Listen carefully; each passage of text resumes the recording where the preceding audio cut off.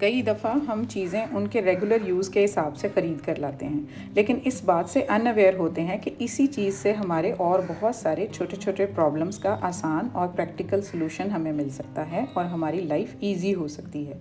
तो चलें देखते हैं एक चीज़ से कई काम कैसे निकाले जा सकते हैं।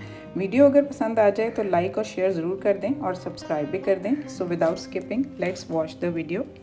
Assalamu alaikum everyone, welcome to Romania ATF with a new video and I hope you all are very good. I am also fine alhamdulillah। ये हमारा कटलरी होल्डर भी मल्टीपर्पजली यूज़ हो रहा होता है। लाइक इसमें हम at a time table spoons, tea spoons and even forks भी रख देते हैं। तो क्या होता है ना, पिक करते हुए ढूंढने में थोड़ा सा टाइम वेस्ट हो जाता है। तो इसका बहुत ही आसान सोल्यूशन है। पहले तो टिप नंबर 1 ये है कि इनको आप निकाल कर वीक में एटलीस्ट 2 दफ़ा अच्छे से इस होल्डर को आप वॉश करें, क्योंकि आपको पता है कि ये स्पून्स जो हैं और फोक्स हमारे मुंह के अंदर जा रहे होते हैं हमारी खाने की चीज़ों के साथ। तो टिप नंबर 2 है कि ये रबर बैंड्स आते हैं हमारे डेली और किस्म के यूज़ के लिए, लेकिन यहाँ पर मैं इसको यूज़ करने वाली हूँ। आपने क्या करना है कि इस होल्डर के ऊपर इस तरह रबर बैंड लगा देना और रबर बैंड के दोनों साइड्स पर इस तरह स्कॉच टेप आपने एडजस्ट कर देनी है ताकि ये बिल्कुल फिक्स हो जाए। एक रबर बैंड आप इस तरह लगा लेंगे, दूसरा रबर बैंड अब आप एक और लेंगे और उसको इसकी ही ऑपोजिट डायरेक्शन में आप उसको लगा देंगे, तो वो भी इस तरह से जो है वो एडजस्ट हो जाएगा। तो आराम से, ये कोई मुश्किल बात नहीं है। आराम से हम स्ट्रेच करके तो दोनों तरफ इसके भी इसी तरह से स्कॉच टेप हम एडजस्ट कर देंगे, तो ये बिल्कुल जो है वो स्टर्डी हो गया है और कहीं से ये हिलेगा नहीं। तो टेप लगने के बाद अब आप चेक करें कि ये कंपार्टमेंट्स बन गए हैं, सेग्रीगेट हो जाएंगे हमारे जितने भी स्पून्स हैं और फोक्स हैं, सबको अपनी अपनी जगह मिल जाएगी। तो क्या होगा कि जब हम इनको इनके ही पार्टीशन में रखेंगे ना, तो हमें ईज़िली पिक करना आसान हो जाएगा। हमें फॉक्स चाहिए होंगे, टी स्पून्स चाहिए होंगे या टेबल स्पून्स चाहिए होंगे। इवन आप इसके अंदर अपने कोई और भी कटलरी से रिलेटेड कुछ भी रख सकते हैं, कोई स्पून्स रख सकते हैं इस तरह से, तो आराम से हमें वो पिक करने ईजी हो जाएंगे।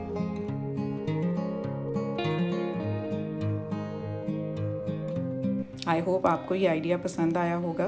तो चलते हैं अपनी नेक्स्ट टिप की तरफ। उसमें ये होता है कि जब हमारे घर में इस तरह से कुकम्बर्स, ये खीरे वगैरह आते हैं ना, तो जब हम काट रहे होते हैं ना, तो खीरे जो हैं वो नाइफ़ के साथ बहुत ज़्यादा स्टिक करते हैं कि हाथ में पकड़ कर काटना पड़ता है, जैसे मैं काट रही हूँ, तो वरना बहुत मुश्किल हो रहा होता है। और इसी तरह जब भिंडी घर में आती है, भिंडी को काटें तो उसकी जो अपनी गम होती है, उस गम के लगने के साथ नाइफ़ जो है ना वो इतनी स्टिकी और ख़राब हो जाती है कि उससे जो है ना फर्दर काटनी भिंडी बहुत मुश्किल हो रही होती है। तो इसका बहुत ही एक आसान हल है कि इस तरह से हम नाइफ़ को गम लाइक नहीं करेंगे, इसको हम पहले तो क्लियर कर लेंगे, साफ़ कर लेंगे किसी साफ़ कपड़े से अच्छे से, और उसके बाद मैं आपको इसका हल, एक आसान सा हल बताती हूँ कि हमारे घर में ही मौजूद चीज़ होती है जो आती तो किसी और चीज़ के लिए, लेकिन हम यहाँ उसको ईज़िली यूज़ करेंगे। वो है हमारी स्कॉच टेप। तो ये चौड़ी वाली स्कॉच टेप मैंने ले ली है, आधी जो है एक साइड पर और उसको मैं मोड़ के आधी दूसरी साइड पर इस तरह से फिक्स कर दूँगी नाइफ़ के ऊपर, तो अच्छे से वो अपनी जगह बना लेगी और नाइफ़ के साथ बिल्कुल स्टिक कर जाएगी। इससे ये होगा कि अब जब मैं कटिंग करूँगी ना, तो मेरी ये कटिंग इतनी इजी हो जाएगी ना, चाहे वो कुकम्बर हो या ये भिंडी हो, ईज़िली हमारी कटिंग हो जाएगी। एक तो गम नहीं उसके ऊपर लगेगी, स्टिकी नहीं होगा, जो म्यूकस सा होता है उसका वो नहीं होगा, आराम से ये क्लियर रहेगी। और दूसरा ये, जिस तरह हम कुकम्बर काटेंगे ना, तो उसके साथ जो स्टिक करता है ना बार बार नाइफ़ के साथ, तो वो हमें कोफ नहीं होगी और ईज़िली हमारा कुकम्बर जो है वो कट कर हो जाएगा। तो है ना ज़बरदस्त आइडिया। नेक्स्ट टिप भी हमारी वेजिटेबल्स को ही लेकर है। जब हम आलू बॉईल करते हैं ना, तो एट टाइम्स प्रॉब्लम आ रही होती है कि आलू को छीलें कैसे, हाथों से छीलना मुश्किल। सिंपल फॉक ही हमने लेना है और इस तरह से उसको हमने रब करते रहना है उसके अपने जो ब्रिसल्स हैं उन वाली साइड से। तो हर तरफ से हम उसको सिर्फ रब करेंगे एक हाथ में लेकर। जब आलू ठंडा हो जाए तो आराम से, यकीन करें, विदिन सेकेंड्स हमारा जो है आलू वो पील ऑफ हो जाएगा। अब इसी टूल को हम मल्टीपर्पज़ली यूज़ करेंगे। अब ये हमारा आलू तो छीला गया, बहुत नीट एंड क्लीन हो गया। अब आती है इसको मैश करने की बारी। अगर हमने आलू के पराठे बनाने हैं या आलू की टिक्कियाँ बनानी है, तो इसी फॉक को मैं यूज़ करूँगी। इस तरह से प्रेस करूँगी और विदाउट टच किए दूसरे हाथ से आराम से मैं सारे आलू जितने भी होंगे उनको ईज़िली मैश कर लूँगी। तो हम बिल्कुल इवनली मैश हो जाएंगे, किसी किस्म की कोई गुठली नहीं रहेगी। हमें जिस तरह की भी कंसिस्टेंसी इनकी चाहिए होगी उस तरह से हमें मिल जाएगी। नेक्स्ट टिप जो हमारी है वो जूतों से रिलेटेड है, क्योंकि आजकल आपको पता है सीज़न आ गया पंप्स का और बंद जूतों का। तो एट टाइम्स हमें प्रॉब्लम क्या आ रही होती है, हील की साइड से ना हमें कई दफ़ा ये होता है कि ये टाइट होते हैं तो उस वजह से थोड़ा सा ज़ख़म सा बन जाता है। जैसे ये मेरी बेटी के पैर के ऊपर इस तरह से हल्का सा ज़ख़म बन गया था ये पंप्स पहनने की वजह से। तो आसान सा सोल्यूशन है उसका कि हम अपनी फ़र्स्ट एड बॉक्स की तरफ जाएंगे, उसमें से लेंगे ये सनी प्लास्ट।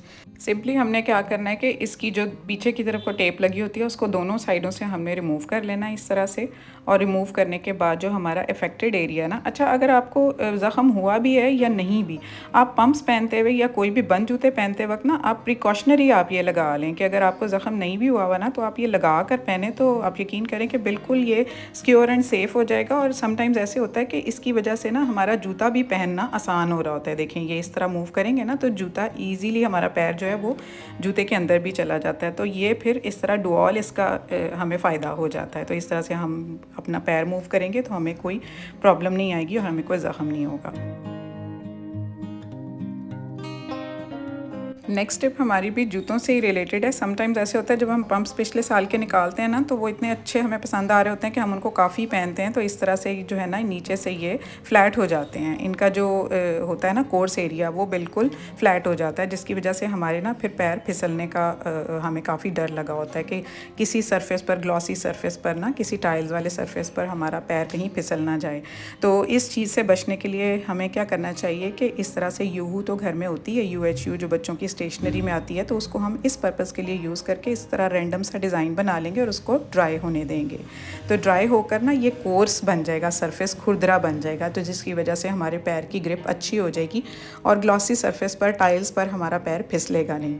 तो ये था मेरा आज का कंटेंट। आई होप आपको पसंद आया होगा। तो जो लोग नए हैं चैनल पर वो प्लीज़ सब्सक्राइब कर लें और लाइक शेयर ज़रूर किया करें और कमेंट भी करके मुझे बताया करें कि आपको मेरे कंटेंट कैसा लगता है। So take good care of yourself, stay fit, stay healthy and अल्लाह हाफिज़।